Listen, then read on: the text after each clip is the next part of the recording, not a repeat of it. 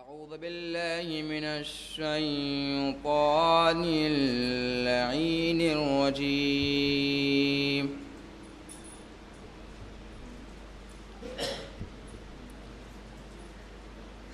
بسم الله الرحمن الرحيم.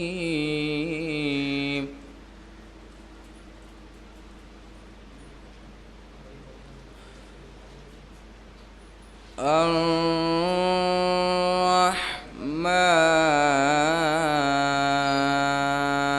علم القرآن.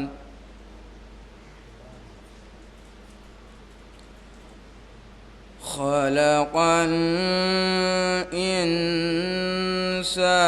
علمه البيان. الشمس والقمر بحسبان.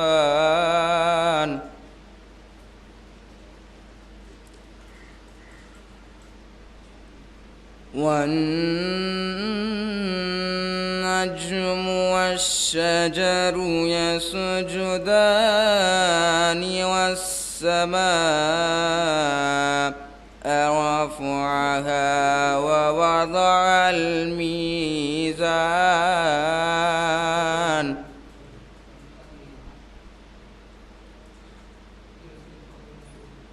لا تطغوا في الميزان وأقيموا الوزن بالقسط ولا تخسروا الميزان.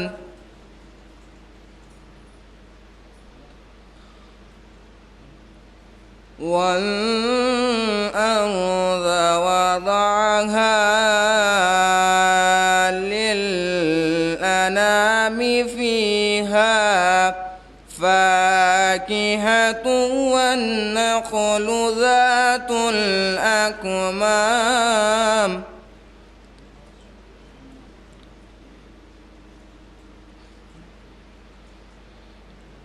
والحب ذو العصف والريحان. فبأي آلاء ربكما تكذبان.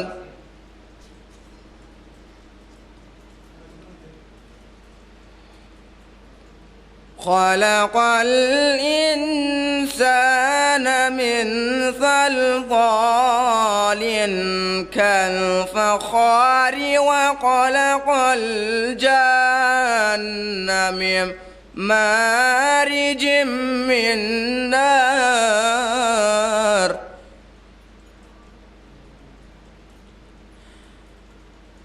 فبأي آلاء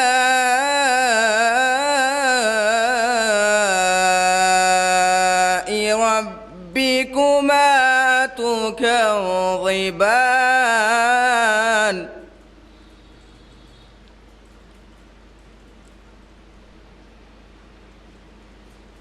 رب المشرقين ورب المغربين.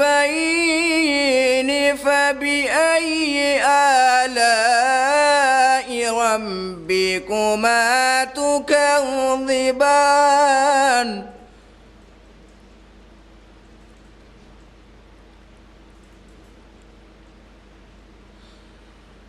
مرج البحرين يلتقيان. بينهما برزخ لا يبغيان.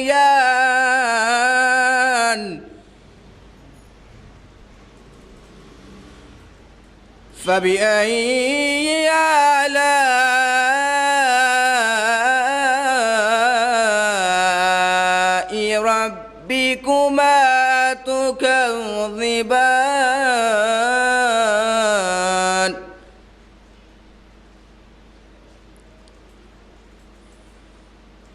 يخرج منهما اللؤلؤ والمرجان. فبأي ربكما تكذبان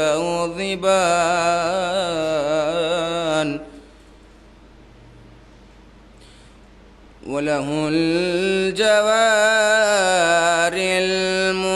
المنشآت في البحر كالأعلام فبأي آلاء ربكما تكذبان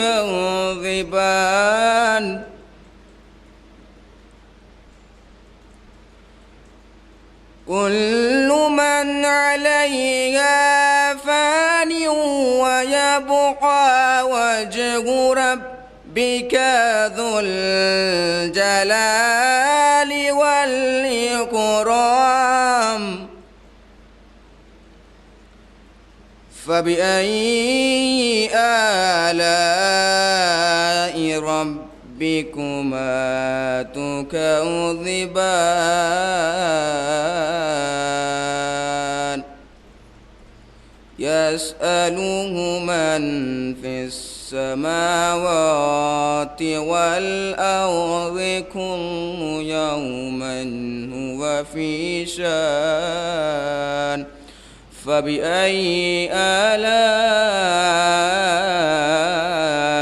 آلاء ربكما تكذبان صدق الله العلي العظيم وصدق رسوله النبي الكريم والحمد لله رب العالمين اللهم صل على محمد وآل محمد غم شیخ کا گرداغ دل پر رہے غم شیخ کا گرداغ دل پر رہے سلامی لہد بھی منور رہے سلامی لہد بھی منور رہے غم شیخ کا گرداغ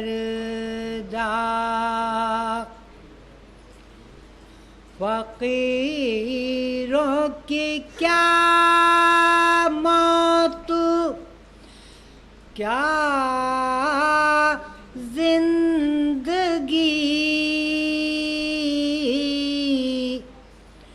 فقیروں کی کیا موت کیا زندگی جگہ جس جگہ مل گئی مر رہے جگہ جس جگہ مل گئی مر رہے وہ ہے آدمی جس سے ہو کار خیر وہ ہے آدمی جس سے ہو کار خیر بشر وہ جو دنیا میں بے شر رہے بشر وہ جو دنیا میں بے شر رہے پسر گو تھے زینب کے چھوٹے بڑے پسر گوتھے زینب کے چھوٹے بڑے لڑائی میں دونوں برابر رہے لڑائی میں دونوں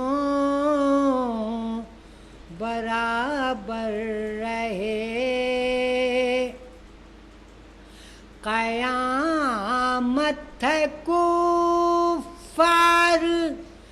سے رابو ہوں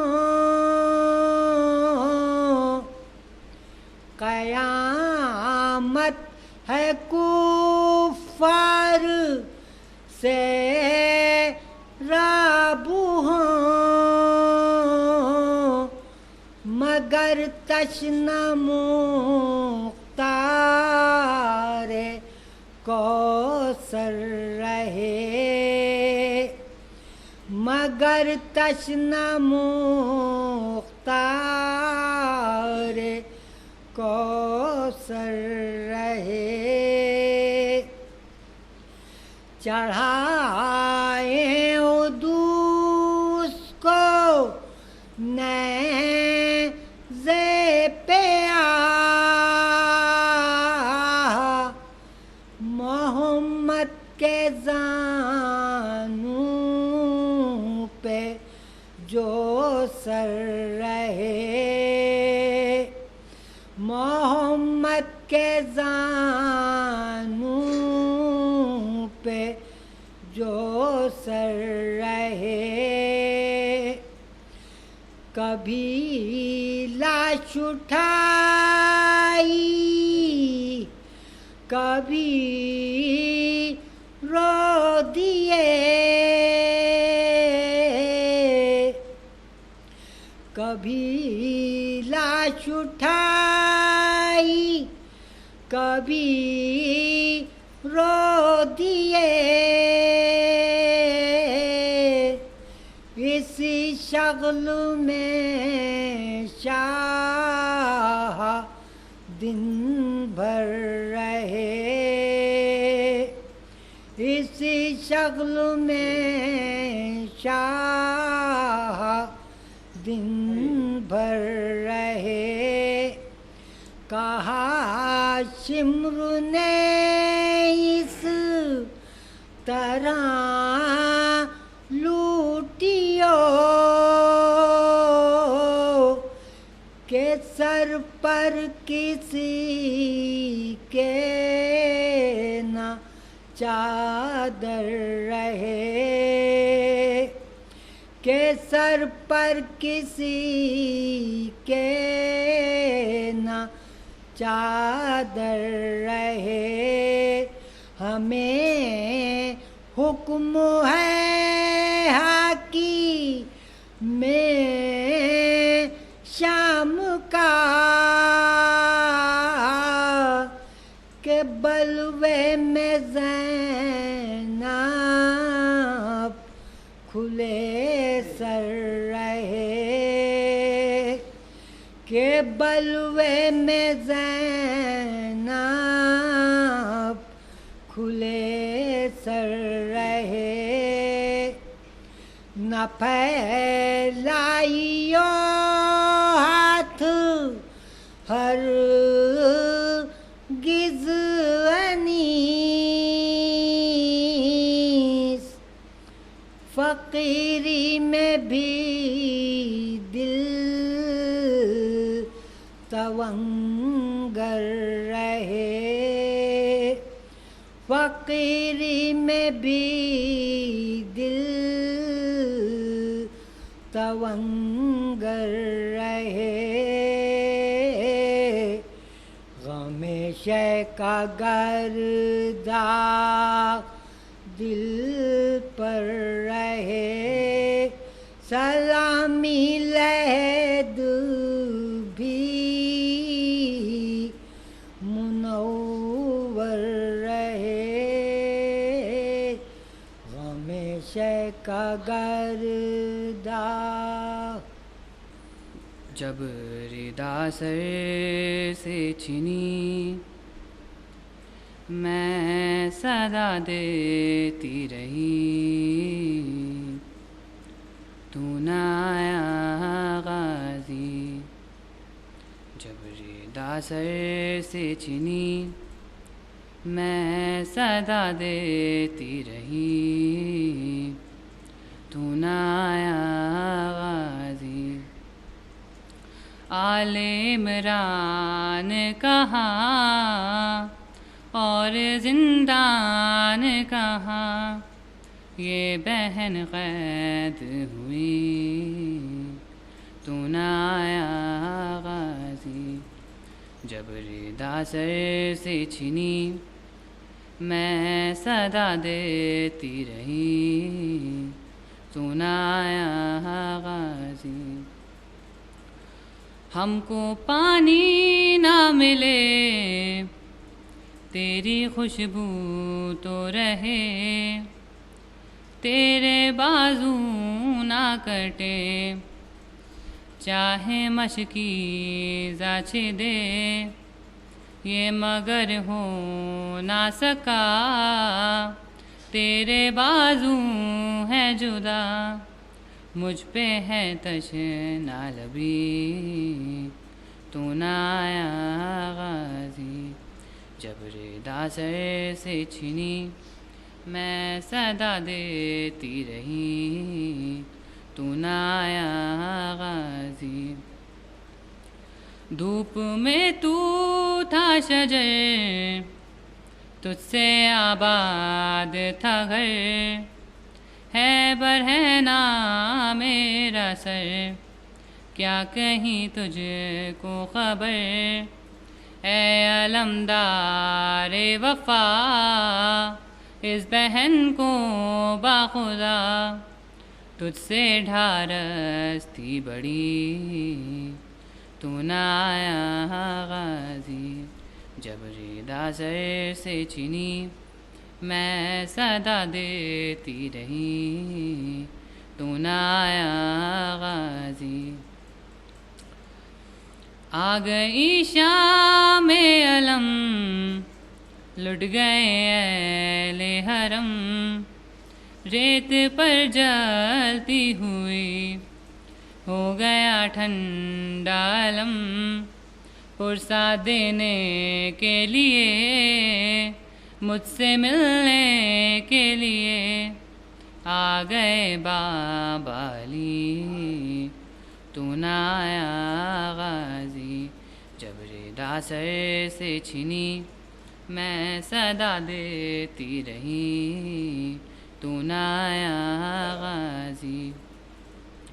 کیا کہوں شعر میرے بے ردا ہم کو لیے، یہ مسلمان سارے شہر در شہر گئے، خلقت کوفہ کبھی خلقت شام کبھی، اور ہاں ہم پہ ہنسی، تو نہ آیا غازی. جب ردا سر سے چھنی میں صدا دیتی رہی، تو نہ آیا غازی. کتنی بے بس تھی بہن اے شہنشاہ وفا، نام لے لے کے میرا جب یہ ظالم نے کہا، ناز تھا جس پہ تجھے اب بلانا اسے، اور میں روتی رہی، تو نہ آیا غازی. جب ردا سر سے چھنی میں صدا دیتی رہی، تو نہ آیا غازی.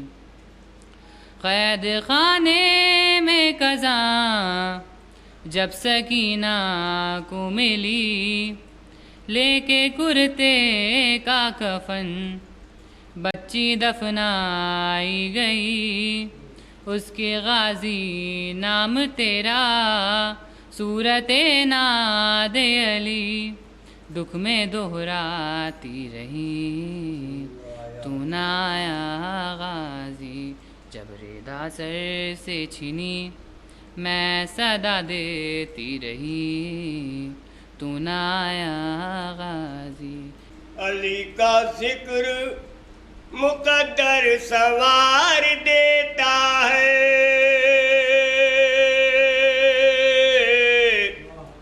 علی کا ذکر مقدر سنوار دیتا ہے خزاں نصیب چمن کو بہار دیتا ہے خزاں نصیب چمن کو بہار دیتا ہے علی کی جس کو فضیلت کا اعتراف نہیں علی کی جس کو فضیلت کا اعتراف نہیں خدا اسی کو منافق قرار دیتا ہے خدا اسی کو منافق قرار دیتا ہے نعرہ تلوار میرا کعبہ میرا قبلہ میرا قرآن ہے علی میرا کعبہ میرا قبلہ میرا قرآن ہے علی میرا کعبہ میرا قبلہ میرا قرآن ہے علی کیوں فرشتوں کیا ابھی کچھ اور پوچھا جائے گا کیوں فرشتوں کیا ابھی کچھ اور پوچھا جائے گا ڈرتا مجھ کو قبر میں جب تک نہ آئے تھے علی ڈرتا مجھ کو قبر میں جب تک نہ آئے تھے علی ڈرتا مجھ کو قبر میں جب تک نہ آئے تھے علی اب فرشتے ڈر رہے ہیں گفتگو کرتے ہوئے اب فرشتے ڈر رہے ہیں گفتگو کرتے ہوئے آئیے مولانا اعوذ باللہ من الشیطان الرجیم بسم اللہ الرحمن الرحیم الحمدللہ رب العالمین والصلاة والسلام علی سید الانبیاء والمرسلین سیدنا و مولانا و مقتدانا و بالقاسم محمد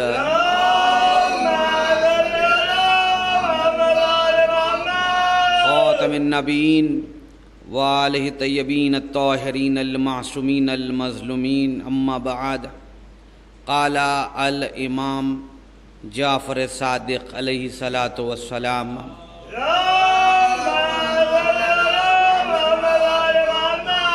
لکل واحد منا صحیفۃ یعمل بما فیہا صلوات بر محمد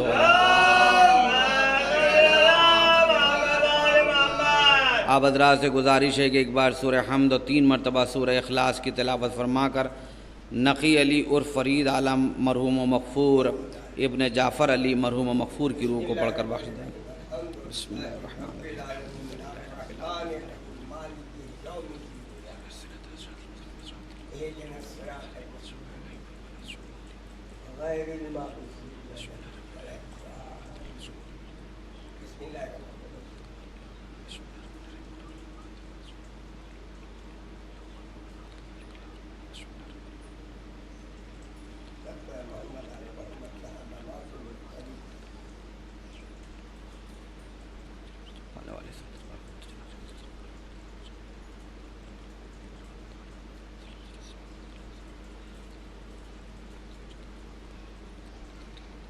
ایک مرتبہ بآواز بلند صلوات ارشاد فرمایا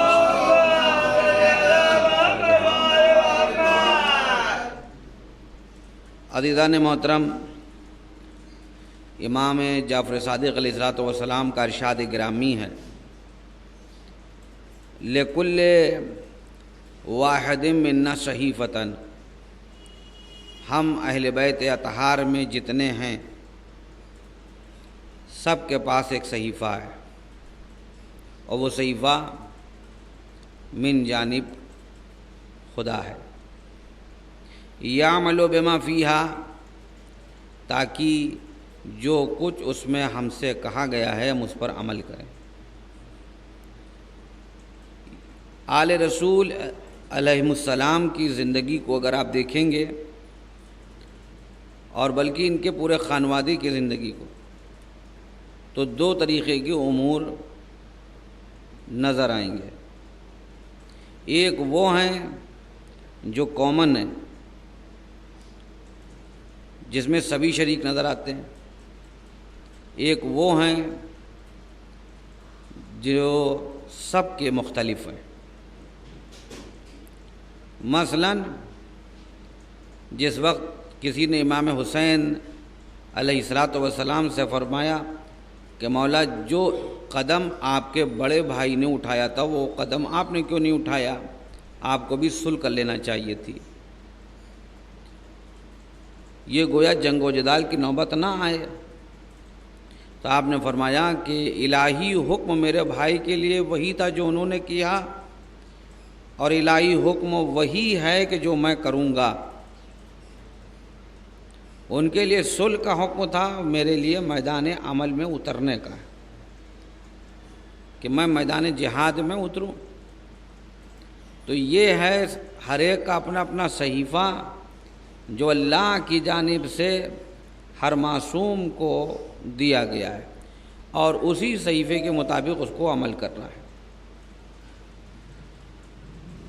دوسری چیز کہ وہ ایشوز اور وہ امور کہ جس میں سبھی کامن ہیں، تو اب آپ اگر ائمہ ہدیٰ کے علاوہ اس خاندان کے بزرگوں کو دیکھیں گے تو آپ کو سب کا عمل ایک جیسا نظر آئے گا۔ مثلا جتنے بھی خاندان بنی ہاشم میں ہوئے ہیں سب کے سب ساقی ہوئے ہیں، سب کے سب ساقی ہوئے۔ جناب قدسی کہ جنہوں نے خانہ کعبہ میں سب سے پہلا کنواں کھدوایا، اور حاجیوں کی آپ ضیافت کرتے تھے پانی سے، اور دودھ اور کشمش کا شربت بنا کر کے، دودھ اور کشمش کا شربت آپ حج کے موقع پر تمام حاجیوں کو پلاتے تھے۔ اس کنویں کا نام تھا عجول۔ اس کے بعد پھر آپ نے دوسرا کنواں ایک اور خانہ کعبہ کے حدود میں کھودا، یعنی مکے کے حدود میں، اور اس کنویں کے پانی سے پورا مکہ جو تھا وہ سیراب ہوتا تھا، تو وہ عجول تھا، یہ ایک دوسرا کنواں تھا، اس کا نام سجلہ تھا۔ جناب قدسی کے بعد جناب ہاشم جنہوں نے ایک اور کنواں کھدوایا مکے کے حدود میں، کیونکہ ظاہر سی بات ہے کہ عرب میں سب سے اہم چیز تھی پانی، اور اس کنویں کا نام تھا بزر۔ بزر کے معنی ہوتا ہے پھیلنا، یعنی کہ جس کا دل چاہے آ کر کے وہ پانی لے جائے، سب کے لیے پانی اس کنویں کے لیے انہوں نے جاری کر دیا، سب کے لیے پانی ہے۔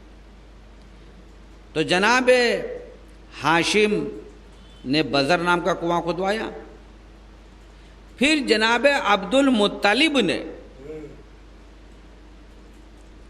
آب زمزم کو تلاش کیا، اور انہوں نے اس کو جب صفائی اس کی کروائی تو وہ چشمہ جاری ہو گیا،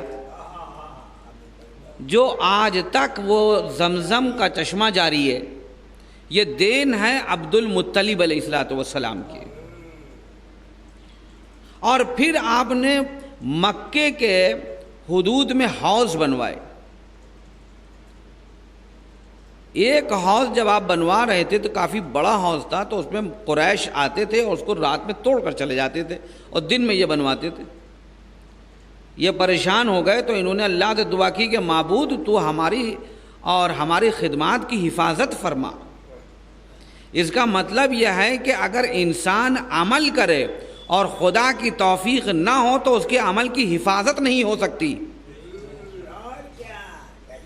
یعنی عمل کی حفاظت کے لیے بھی اس کی توفیق کا ہونا ضروری ہے۔ ضروری نہیں ہے کہ جو ہم نے نماز پڑھ لی وہ باقی رہے گی، وہ توفیق دے کہ ہم اس نماز کو باقی رکھ سکیں۔ تو جناب عبد المطلب کوئی کہ الہام سا جیسے ہوا یا خواب سے دیکھا آپ نے کہ کوئی کہہ رہا ہے کہ اعلان کر دو کہ اس کا پانی صرف اور صرف پینے کی خاطر ہے اور کسی مصرف میں اس کو نہ لیا جائے۔ تو جب لوگ کسی اور مصرف میں لیتے تھے تو کوئی نہ کوئی بیماری پیدا ہو جاتی تھی۔ اس بیماری کے ڈر سے سب نے اس حوض کے پانی کا احترام کرنا شروع کر دیا۔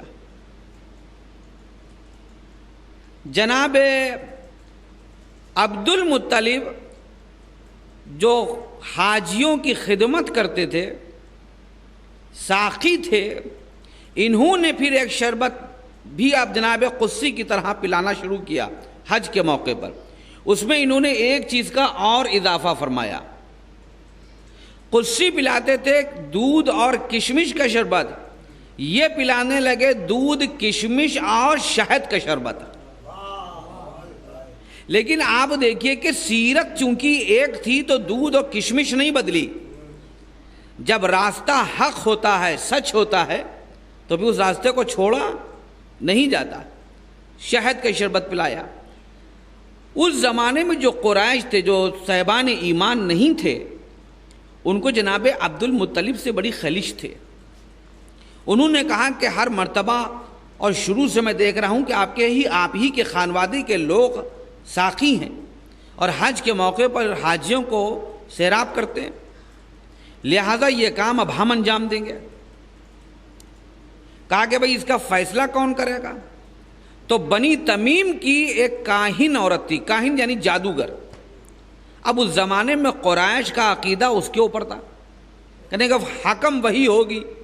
جس طریقے سے مولا کائنات صفین کے موقع پر روکتے رہے کہ دیکھو ابو موسیٰ اشعری پر اعتماد نہیں کیا جا سکتا، میں اپنے مالک پر اعتماد کروں گا، لیکن لشکر نے مالک کے اوپر اعتماد نہ کیا، ابو موسیٰ اشعری پر کیا، تو پورا لشکر اسلام دھوکہ کھایا۔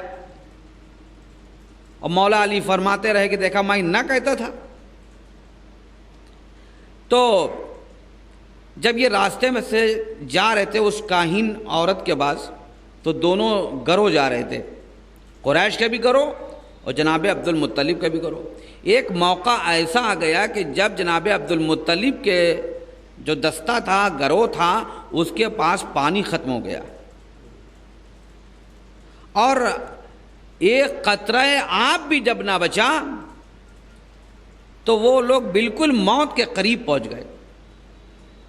تو جناب عبد المطلب علیہ السلام نے فرمایا کہ تم لوگ اپنے ہاتھوں سے اپنی اپنی قبریں کھودو۔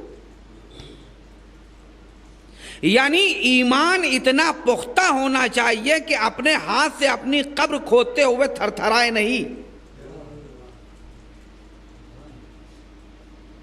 تو سب نے اپنے اپنے ہاتھوں سے اپنی اپنی قبروں کو کھودا۔ اچھا، اب قبر کھود جانے کے بعد اگر ہم جیسے لوگ ہوتے تو وہاں پر کیا سوچتے کہ اب اپنی اپنی قبر کے پاس بیٹھ کر کے موت کا انتظار کرو۔ تو جناب عبد المطلب نے کہا کہ دیکھو، موت کا انتظار کرنا یہ کمزوری اور ناداری کی علامت ہے۔ قبر ہم نے کھود لی، ہم اپنی جان کو جانے خدا کی بارگاہ میں پیش کرنے کے لیے ہم تیار ہیں، لیکن اس کا مطلب یہ نہیں کہ ہم خاموش بیٹھ جائیں۔ یعنی عبد المطلب نے کہا کہ تم کو متحرک رہنا چاہیے ہے زندگی کی تلاش میں، لہذا آپ پانی تلاش کرو۔ پورا دستہ جو تھا وہ اس صحرا میں پانی تلاش کرنے لگا، جناب عبد المطلب بھی پانی ساتھ میں تلاش کر رہے تھے. ایک مرتبہ آپ کے گھوڑے کے پاؤں سے ایک چشمہ ابلنے لگا اور پھر اس چشمے سے سارا پانی آپ لوگوں نے پیا. دشمن سے پانی مانگا گیا, اس نے پانی نہیں دیا. جب ان لوگوں نے یہ دیکھا کہ ان کے پاس پانی نہیں تھا اور پانی ابلنے لگا, تو وہ قریش کہنے لگے کہ عبد المطلب خدا کی مرضی یہی ہے کہ خانہ کعبہ کے ساقی آپ ہی رہیں. صلوات بر محمد آل محمد عاجل. ایک مرتبہ اور باواز بلند صلوات شامل.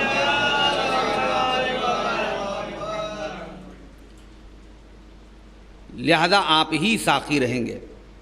جناب عبد المطلب کے بعد جناب ابو طالب آئے. ابو طالب نے مکے کے بارڈرز پر سارے حوض تعمیر کرا دیے پانی کے, تاکہ جو بھی مکے میں انٹری کرے کوئی پیاسا انٹری نہ کرے,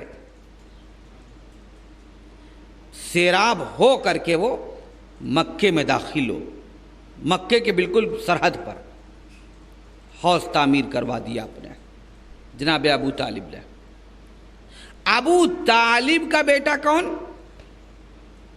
مولا کائنات امیر المومنین علی ابن ابی طالب علیہ السلام.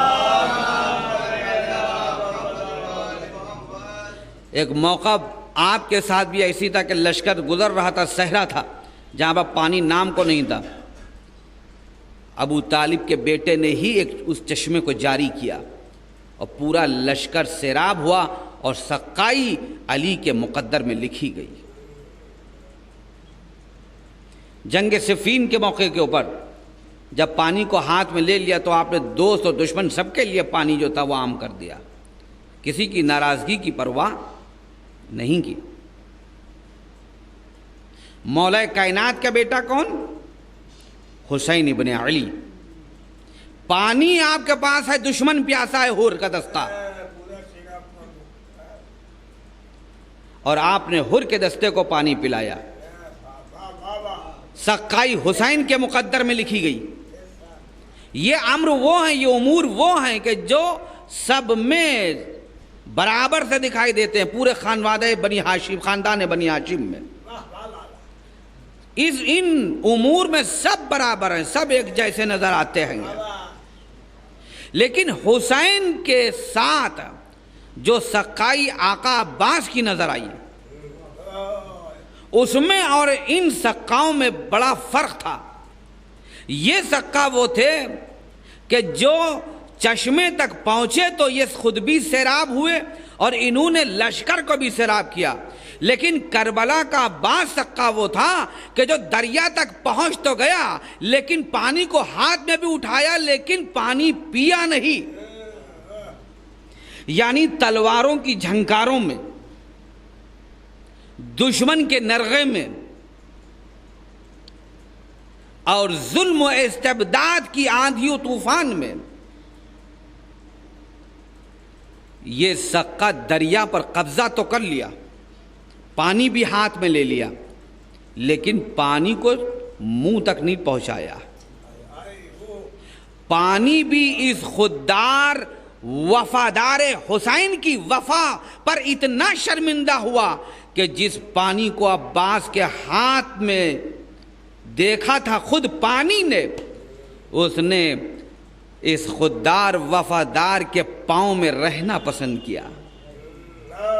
آج چشمے بہت سے سوکھ گئے لیکن آج دریائے فرات سوکھی نہیں ہے, اس کا راستہ بدلا ہے. لیکن راستہ کدھر سے بدلا؟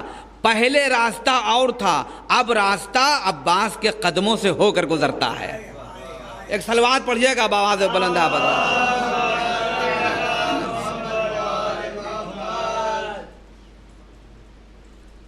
اب ایک اہم چیز آپ کی خدمت میں عرض کرنا ہے. جناب زینب صلوات اللہ علیہا کی شادی عبداللہ ابن جعفر کے ساتھ ہوئی, اور جناب ام کلثوم کی شادی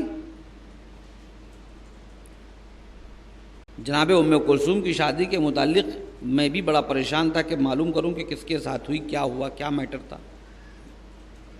تو میں پڑھ رہا تھا کل، تو مجھے ملا کہ جناب ام کلثوم کی شادی خود حسین ابن علی نے طے کی تھی. حسین ابن علی نے طے کی تھی قاسم بن محمد بن جعفر کے ساتھ. آپ کے شوہر کا نام تھا قاسم بن محمد بن جعفر کے پوتے. اور حسین ابن علی نے یہ شادی طے کی، اور مہر حسین ابن علی نے رکھا تھا، وہ جناب ام کلثوم کا مہر طے کیا تھا چند چشمے آب. چشمے آب آپ نے مہر قرار دیا تھا. اس کا مطلب ہے کہ جب زمانے کی جو چیز بہت ضروری ہو عوام کی فلاح و بقا کے لیے، اس کی حیات کے لیے، تو پھر اس کو مہر قرار دیا جا سکتا ہے، کیونکہ پانی ہی انسان کی زندگی ہے، انسان کی حیات ہے. چھٹے امام سے جب کسی نے پوچھا تھا کہ مولا پانی کا مزہ کیا ہے، تو آپ نے فرمایا تھا کہ پانی کا مزہ زندگی کا مزہ ہے، حیات کا مزہ ہے. تو پانی حیات ہے. امام حسین علیہ السلام نے جناب ام کلثوم کا مہر حیات قرار دیا تھا، زندگی قرار دی تھی. زندگی، پانی کے چند چشمے.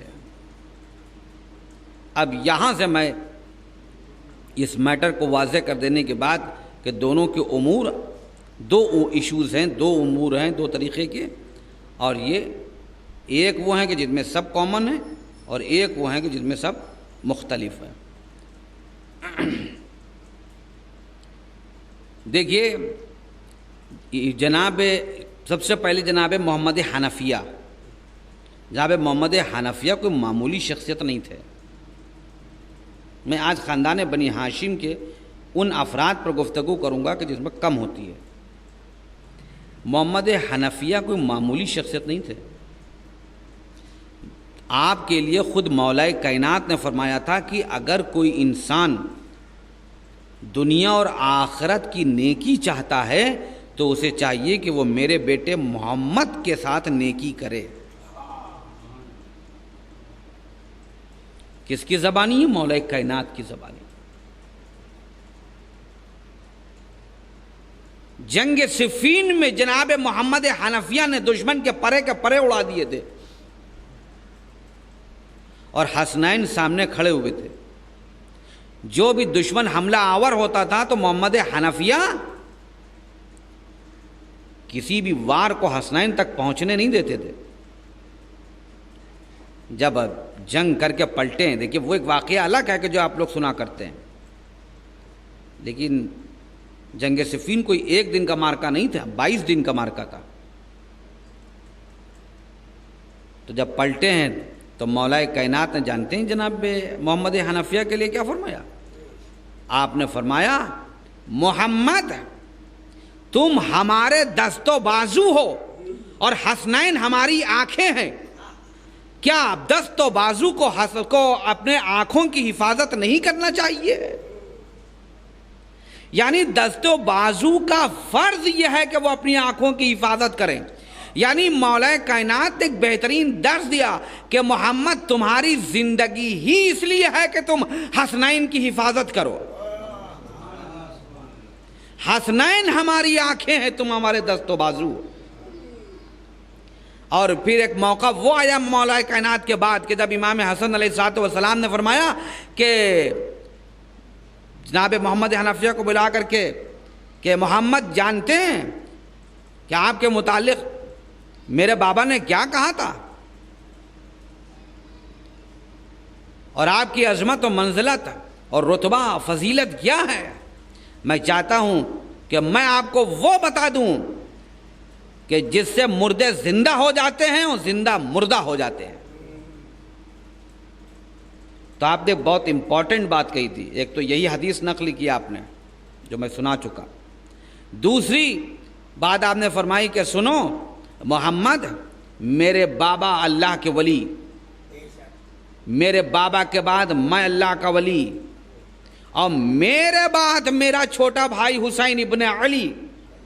کیا آپ اس بات کو نہیں جانتے؟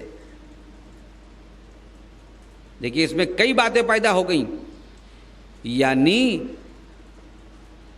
اور جناب محمد حنفیہ نے اس بات کو قبول کیا، کہا کہ آقا آپ کی اور حسین ابن علی کی عظمت و منزلت و فضیلت و شرافت نفسی ہمارے قلب کے اوپر اس طرح ثبت ہے کہ کوئی بھی چیز اس کو متزلزل نہیں کر سکتی۔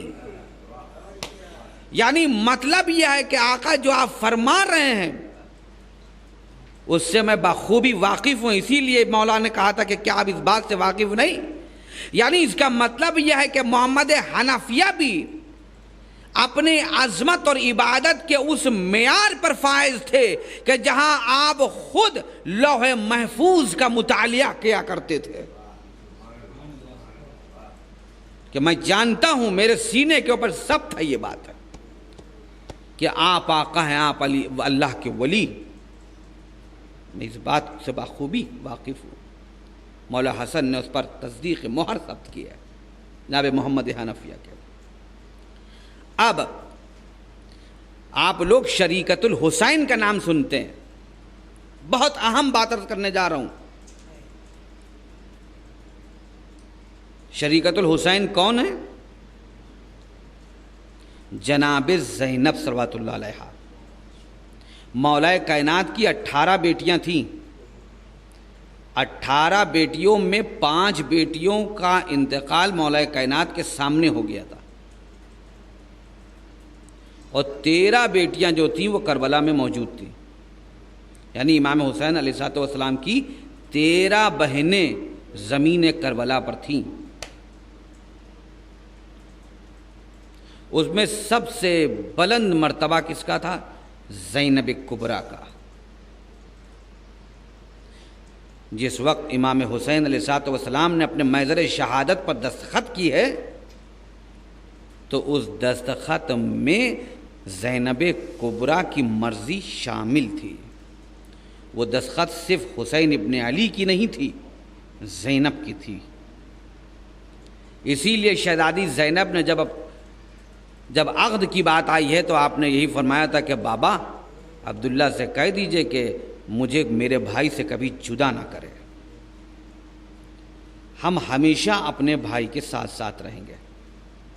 اور جناب زینب کا عالم بھی یہ تھا کہ آپ نماز اس وقت تک نہیں پڑھتی تھیں جب تک اپنے بھائی حسین ابن علی کے چہرے کو دیکھ نہیں لیتی تھیں۔ ایک دن جب مولا کائنات تشریف لائے تو آپ نے دیکھا کہ مصلی پر آپ بیٹھی ہوئی ہیں۔ کہا بیٹی نماز نہیں پڑھتی ہو؟ کہا کہ بابا ابھی ہم نے اپنے بھیا حسین کا چہرہ نہیں دیکھا ہے۔ تو مولا کائنات نے جا کر کہا کہ حسین جاؤ، زینب منتظر ہے۔ اس کا مطلب یہ ہے کہ نماز کے چہرے کا نام حسین ہے، نماز کے چہرے کا نام حسین ہے۔ اس کی سند خود شہزادی زینب نے دی ہے۔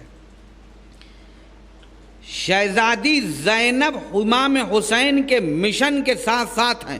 بہت اہم بات عرض کرنے جا رہا ہوں، پوری توجہ چاہتا ہوں، اسی کے بعد ہفتے مصائب۔ حسین ابن علی جانتے تھے کہ ہماری قربانیوں کے بعد ظلم و استبداد کے ایسے طوفان اٹھیں گے کہ جس میں ہماری قربانیوں کو کربلا کے صحرا میں دفنا دیا جائے گا،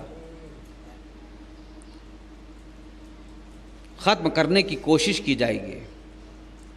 لہذا امام حسین اس بات کو سمجھتے ہوئے کہ دشمن کی پلاننگ اتنی سخت ہے، آپ نے ضرورت محسوس کی کہ میرے ساتھ ایک قادر الکلام خطیب ہو جو دربار خلافت کے در و دربار سے مروب نہ ہو، بلکہ جس کی آواز جو ہے وہ لوگوں کے قلوب کو ہلا کر کے رکھ دے،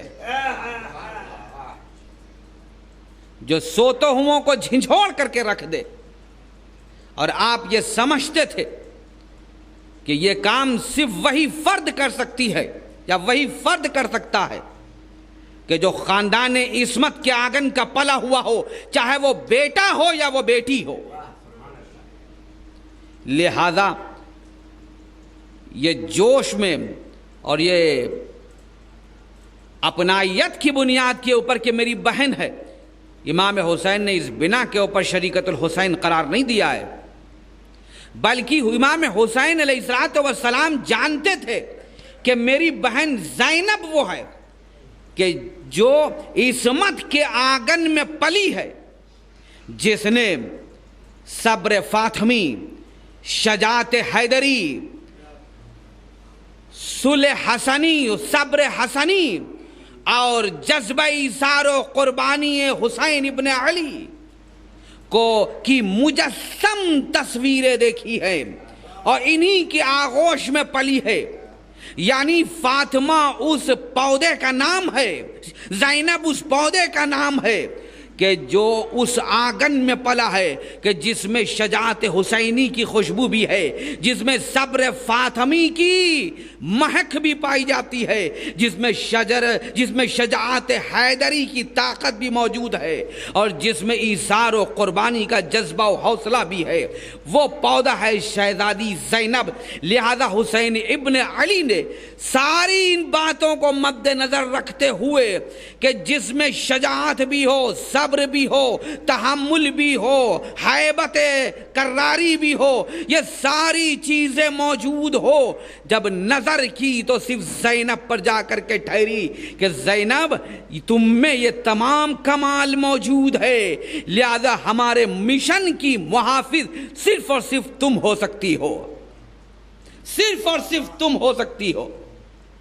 لہذا ضرورت تھی کہ مشن کو زندہ بھی رکھا جائے اور امام وقت کی حفاظت بھی کی جائے، امام وقت کی حفاظت کی جائے۔ زمین کربلا کے اوپر امام سجاد مصدر امامت ہیں، محور احکام شریعہ ہیں، ہے نا؟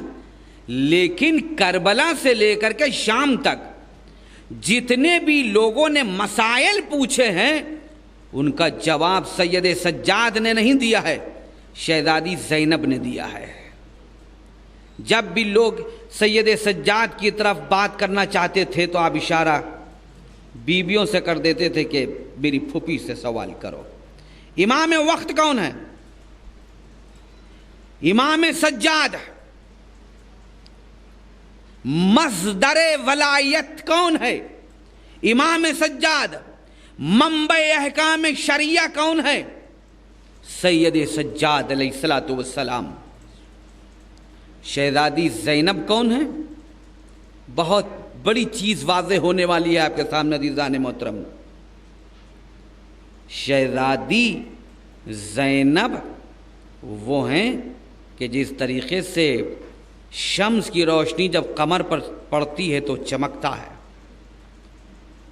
اسی طریقے سے مصدر ولایت کی پوری روشنی شہزادی زینب پر تھی۔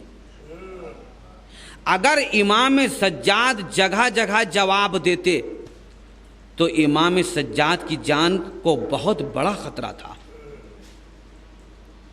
لہذا سمندر احکام شریعہ تھے خود امام سجاد، لیکن جو سمندر احکام شریعہ بہہ رہا تھا وہ شہزادی زینب کے وجود سے ہو کر بہہ رہا تھا۔ یعنی سمندر سید سجاد تھے لیکن پانی برآمد ہو رہا تھا شہزادی زینب سے۔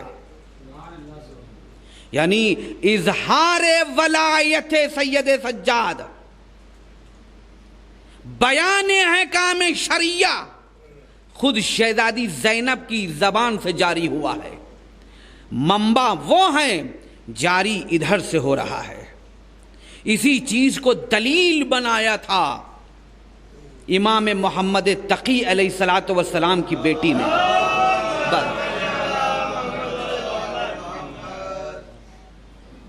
جس وقت احمد ابن ابراہیم جناب امام محمد تقی علیہ الصلوۃ والسلام کی بیٹی جن کا نام حکیمہ خاتون تھا آ کر پوچھتے ہیں کہ مولا یہ بتائیے کہ بقیت اللہ کہاں ہے، شہزادی یہ بتائیے بقیت اللہ کہاں ہے؟ تو آپ نے فرمایا کہ وہ تو پردے غیب میں ہوں گے.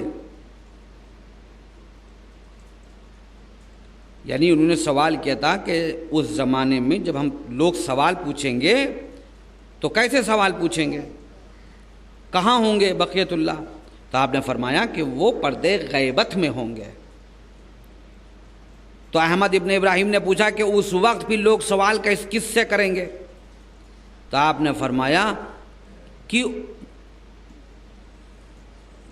جدہ ماجدہ محمد تقی، امام محمد تقی یعنی آپ کی جدہ ماجدہ سے، امام عصر کی جدہ ماجدہ سے، ان کا نام تھا حکیمہ خاتون. تو احمد ابن ابراہیم نے کہا کہ کیا ایک عورت جو ہے، ایک خاتون، ان کا حکم چلے گا شریعت کے اوپر، وہ احکام شرعی کو بیان کریں گی؟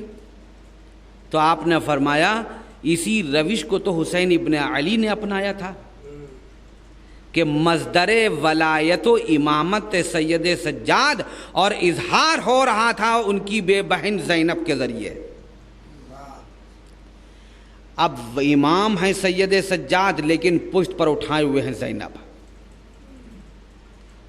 یہ ایک جملہ نہیں تھا بلکہ اعلان تھا، بیٹا تم بتاؤ کہ ہم کیا کریں. جس کی زبان سے احکام شریعہ جاری ہو رہے ہیں وہ یہ نہیں جانتی تھی کیا کہ جب خیموں میں آگ لگ جائے تو ہمیں کیا کرنا چاہیے؟ نہیں، اعلان امام سجاد تھا ان کی امامت کا، بیٹا تم بتاؤ، تم امام وقت ہو. یعنی امام وہ ہیں، اعلان زینب کر رہی ہیں. کوفہ و شام کے درباروں و بازاروں میں جب بھی کوئی مرحلہ آتا ہے سید سجاد کے سامنے، اور ایک ایسا مرحلہ کہ آپ کو قتل کر دیا جائے گا، تو سامنے کون نکل کے آتا ہے؟ علی کی بیٹی زینب نکل کے آتی ہے. سید سجاد اب صرف ایک ہی تو خاندان عصمت میں اب بچا ہے میرا. یزید کیا تو اس کو بھی قتل کر دینا چاہتا ہے؟ پہلے تو مجھ کو قتل کر. ہمیشہ سید سجاد کی سپر بنی رہی. اور یہ روش صرف یہیں پر نہیں تھی. جب مولا کائنات کا حق غصب کر لیا گیا تو مولا کائنات نے تلوار نہیں اٹھائی. کیوں؟ اس لیے کہ آپ نے رسول کریم سے وعدہ کیا تھا صبر کا. امام علی نے صبر کا وعدہ کیا تھا، خاموش بیٹھ گئے. لیکن فاطمہ علی کے حق کی آواز بن کر اٹھیں اور دربار خلافت کو ہلا کر کے رکھ دیا. یعنی حق تھا علی کا، دربار خلافت ہلا رہی تھی فاطمہ. اور ایسے خطبات پیش کیے ہیں جو تاریخ میں ثبت ہیں کہ جس سے مدینے کے کلیجے ہل کر کے رہ گئے اور دنیا یہ جان گئی کہ فاطمہ ان لوگوں سے اہل مدینہ سے ناراض گئی ہیں. بس عزیزان محترم، مجلس تمام ہو گئی. تو کچھ امور وہ تھے کہ جن میں سب کامن ہیں، کچھ امور وہ ہیں کہ جو حکم دیا گیا ہے جس میں اختلاف ہے نہیں. جس کو صلح کا حکم دیا گیا اس نے صلح کی، جس کے جنگ کا حکم دیا گیا اس نے جنگ کی. جس کے لیے کہا گیا خاموش بیٹھ جاؤ اس کو خاموش بیٹھ گئے. اس لیے یہاں پر اختلاف نظر آتا ہے کہ وہ خاموش ہیں، یہ میدان میں ہیں، یہ خاموش ہیں، یہ میدان میں ہیں. امام حسین علیہ الصلوۃ والسلام میدان میں آئے، زمین کربلا پر. ہم سے فیضان میں نے کہا کہ رخصت امام حسین علیہ الصلوۃ والسلام کو بیان کیا جائے. خدا مرحوم کو غریق رحمت فرمائے، ان کے بیٹے بھی خدا ان کو طول عمر، زندگی، شفا، ماں بیٹوں کو، بھائیوں کو، سب کو عطا فرمائے، اور زندگی میں ترقی عطا فرمائے. پروردگارہ مرحوم کو غریق رحمت کرے، جنت میں جوار رحمت پہ جگہ عنایت فرمائے. دیکھیے جب امام حسین علیہ السلام کی ہم رخصت دیکھتے ہیں تو دو جگہ سے حسین رخصت ہوتے ہوئے نظر آتے ہیں، ایک مدینے سے اور دوسرے خیمہ کربلا سے۔ دونوں کی رخصت میں صرف غم ہی غم ہے، اور حسین دونوں رخصتوں میں تنہا ہے۔ شب 28 کو آپ نماز مغربین کے بعد قبر رسول پر بیٹھ گئے تھے، 28 رجب، اور روتے رہے، تڑپتے رہے۔ نانا وہ وقت آ گیا جو آپ کی آغوش میں ہم نے کیا تھا، نانا اب ہمارا سر تن سے جدا کر دیا جائے گا، نانا اب وہ وقت قریب ہے کہ جب زینب کے سر سے چادر لوٹی جائے گی، جب ہماری سکینہ کے تماچے رخساروں پر لگائے جائیں گے۔ نانا اب حسین جا رہا ہے، اب واپس نہیں آئے گا، نانا اب حسین جا رہا ہے، اب واپس نہیں آئے گا۔ روتے رہے آدھی رات تک، اٹھے بھائی حسن کی قبر پر پہنچے، پیروں کو جماتے ہوئے بیٹھ کر کے رونے لگے، بھیا حسن کربلا جا رہا ہوں، بھیا حسن کربلا جا رہا ہوں، کربلا میں بھائی تمہارا اکیلا ہوگا، تنہا بھائی ہوگا۔ بچوں کو سب سے زیادہ ماں سے محبت ہوتی ہے۔ یہ طالب جوہری کے جملے ہیں جو میں عرض کر رہا ہوں کہ آپ نے فرمایا کہ جب قبر حسن سے چلے تو اٹھے نہیں، بلکہ بچے کی طرح گھٹنیاں چلنے لگے اور ماں کی قبر پر جا کر کے لپٹ گئے۔ اب نہیں ہم بتا سکتے کہ کتنی دیر تک حسین ابن علی ماں کی قبر سے لپٹے ہوئے روتے رہے، نہ جانے کتنی دیر تک۔ صبح ہوئی، کارواں تیار ہو رہا ہے، ایک ایک بی بی سوار ہو رہی ہے، حسین ابن علی کھڑے ہیں، خاندان بنی ہاشم کے بزرگ جوان سب کھڑے ہیں۔ ابھی شہزادی زینب برآمد نہیں ہو رہی، ثانیہ زہرا ہیں، شریکت الحسین ہیں، حسین کے مشن کی سکسیسر ہیں۔ ابھی شہزادی زینب برآمد نہیں، حسین کی آنکھیں اپنی بہن کی طرف ہیں۔ ایک مرتبہ جب معلوم ہوا کہ اب زینب آ رہی ہیں تو آقا حسین نے عباس سے کہا کہ عباس ذرا ایک آواز بلند کر دو کہ اے اہل مدینہ اب اپنے گھروں سے باہر نہ نکلنا، حسین کی بہن زینب باہر آ رہی ہے۔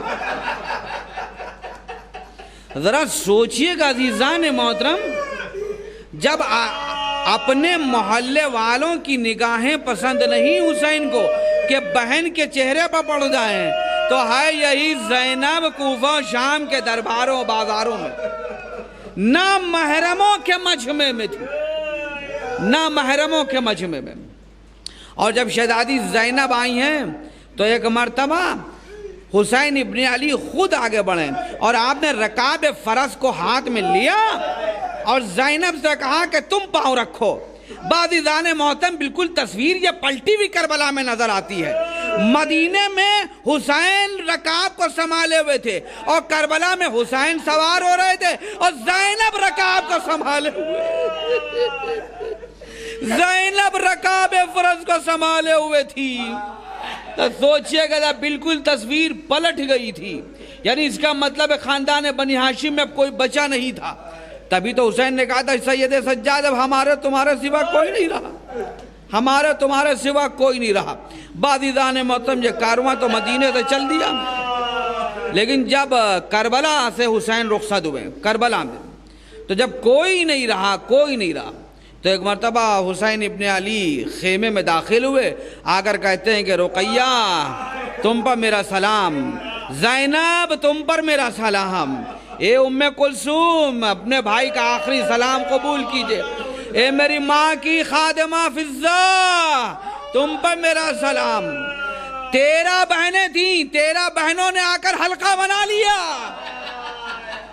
ارے شفیق بھائی جا رہا ہے، ارے مہربان بھائی جا رہا ہے، اب اس کے بعد یہ چہرہ دکھائی نہیں دیکھا، اب جو دکھائی دے گا تو نوک نیزہ پر بلند دکھائی دے گا، اب یہ چہرہ نوک نیزہ پر بلند دکھائی دے گا۔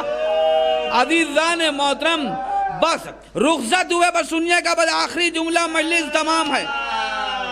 کربلا کے جو مرکزی کردار ہیں وہ دو ہیں، ایک حسین ابن علی اور دوسرے آقا ابوالفضل العباس۔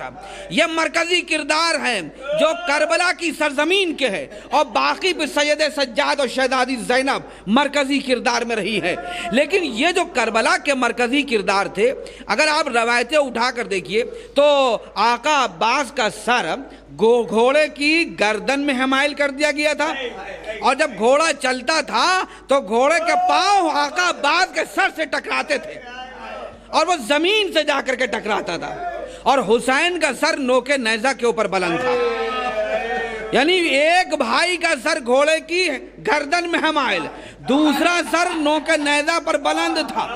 لیکن پورے مقاتل اٹھا کر کے دیکھ لیجیے عزیزان محترم، دونوں کی آنکھیں آپ کو بند ملیں گی، دونوں کی آنکھیں بند ملیں گی۔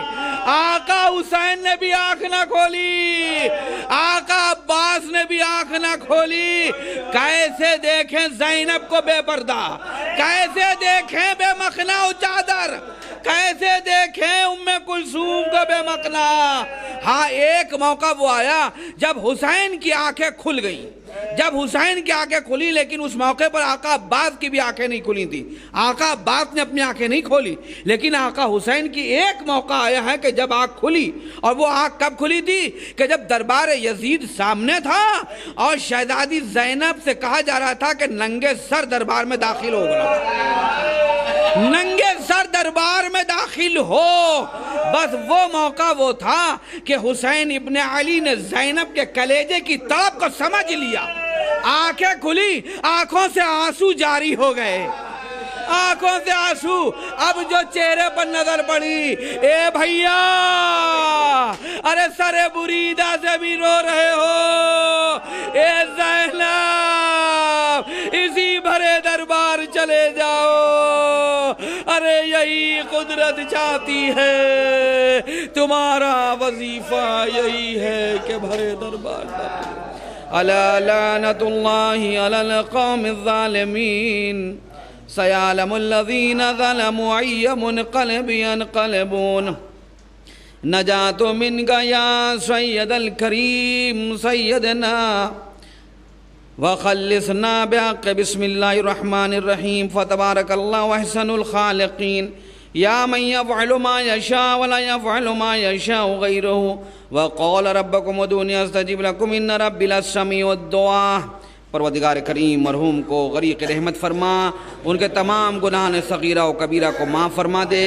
اے میرے معبود بحق محمد والی طاہرین تمام محبان اہل بیت کی حفاظت فرما، کورونا جیسی بیماری سے سبھی کی حفاظت فرما، سبھی کے رزق میں اضافہ فرما۔ اے میرے معبود ہم سب کو اعمال حسنہ کی توفیق عطا فرما۔ وآخر دعوانا الحمدللہ رب العالمین۔ آپ حضرات ایک بار سورہ حمد 3 مرتبہ سورہ توحید کی تلاوت فرما کر کے مرحوم و مغفور نقی علی اور فرید عالم ابن جعفر علی مرحوم و مغفور کی روح کو پڑھ کر بخش جائے۔